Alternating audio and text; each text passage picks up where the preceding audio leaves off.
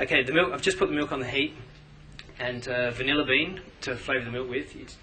Just split the vanilla bean in half, almost to the end, and place that in. Let it infuse the flavour a little bit. And when that comes to the boil afterwards, we'll scrape the vanilla beans out of the pod and put the vanilla beans back into it. Okay, egg yolks and the sugar. You need to just put a tiny little bit in to start with, so that egg yolks don't cook too quickly.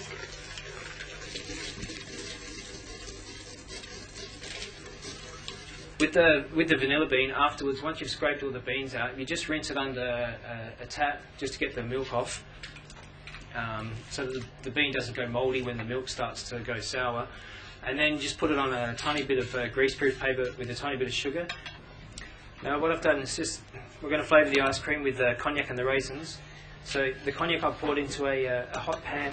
I put the raisins in.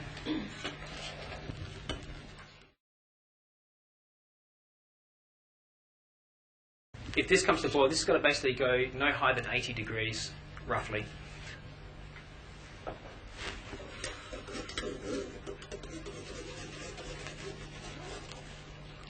The sugar biscuit and the pear, what we do is I poach the pear in a sugar syrup, which I flavour with star anise, cinnamon, and some cloves, a little bit of lemon peel.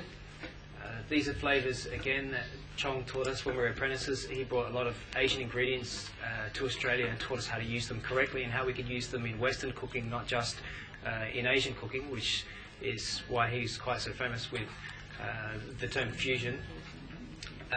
So the flavour from the cinnamon and the cloves and the star anise we put in with sugar and water and make a syrup with it with lemon peel and leave that sitting in the fridge overnight. Then the pears are peeled and cored, and we bring the syrup to a boil. As soon as the syrup comes to a boil, we put the pears into it and then turn the flame off. So you don't actually cook the pears, they just sit into the syrup once it's boiled.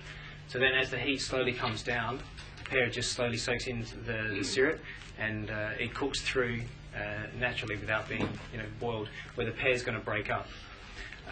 You put once the syrups come to room temperature, then you put the bowl with the pears in it straight into your fridge and leave it in there overnight, and they cool down in the syrup. You keep them in the syrup, they'll last much longer.